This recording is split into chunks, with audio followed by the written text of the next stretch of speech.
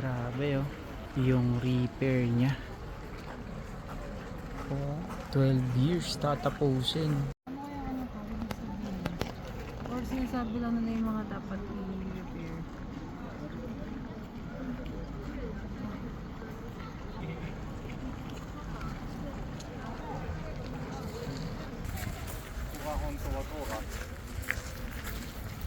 Videoan ba kita? Pansin yan.